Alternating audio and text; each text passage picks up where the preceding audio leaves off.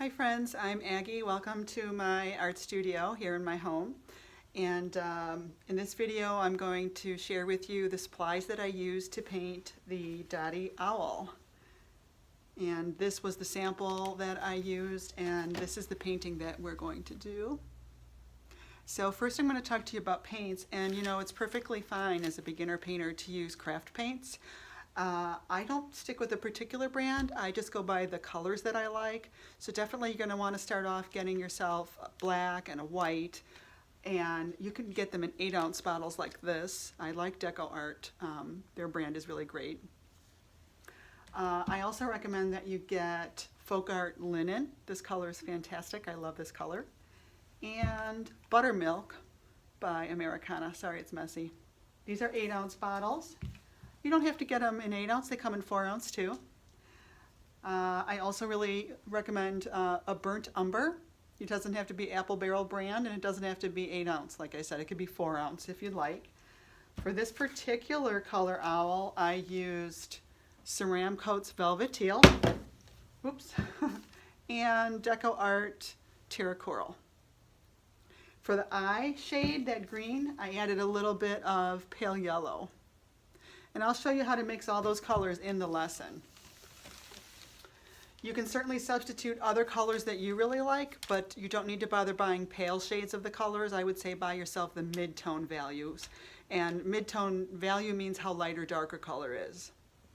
So you don't need to get the really light shades. We can mix those up ourselves using white or the pale yellows or the linen or the buttermilk.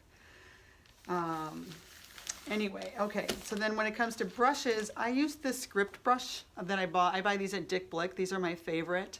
Script brush has a longer bristle, which is easier to paint lines with, and it also makes the nice dot shapes that we get on this. So you don't have to buy the Dick Blick brand. This is Scholastic Wonder White in size 4. You can certainly buy any other brand. Just make sure it has a nice long bristle like that. And then I also used a number 2. There is no standard size. The numbering system is different with all brands, but at least you get an idea of how small you need to get for another brush, or maybe you already have brushes. I also used a Sharpie marker in a medium nib, and then I get these at Sally's. These are nail dotters. They come in a set of 4 or 5, and it's like $5 for these. You definitely want to get a nail dotter set because sometimes we'll use the end of a brush, but this is too big of a point to get our cute little dots. These cute little delicate dots you can only get with a nice little point like on this nail dotter. I also use regular school chalk to sketch on my canvases, and I get this at the dollar store, I believe. And I sharpen the points. I just stick it right in the sharpener. And I bought this at Hobby Lobby, this sharpener. Love this sharpener. And I love using chalk. Great thing about chalk lines is if I don't like the chalk line, I can use a dampened brush and wipe the line right off and start over again. The other thing that I use is styrofoam plates for my palette. If you don't like the idea of using styrofoam plates because you're a green person, I totally respect that. You can use plastic coated paper plates, but you definitely want to get plastic coating on your plates because regular paper plates are going to just kind of dissolve with the paint sitting on them.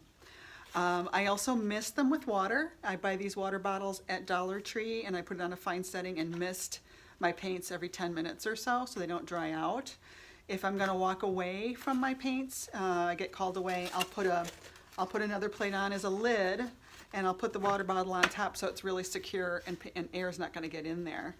If I'm going to be called away for more than a day or so, then I'll put it into a Ziploc bag like this, and you can even store this in your refrigerator for up to 2 weeks. So that's nice. You don't have to waste your paint. And like I say, in the first step of the tutorial, I do mention these. These are only $4.20, a whole box of 24 of these for $4.20, great value. But I think the problem is that Dick Blick has like a $59 shipping minimum. So if you do decide to order from Dick Blick online, get yourself a quart of gesso. You'll use it. You can put another coat or 2 of gesso on these panels, and they also do sell these craft paints on dickblick.com. So then, real quick, I just wanted to show you some other owls that I did on wood.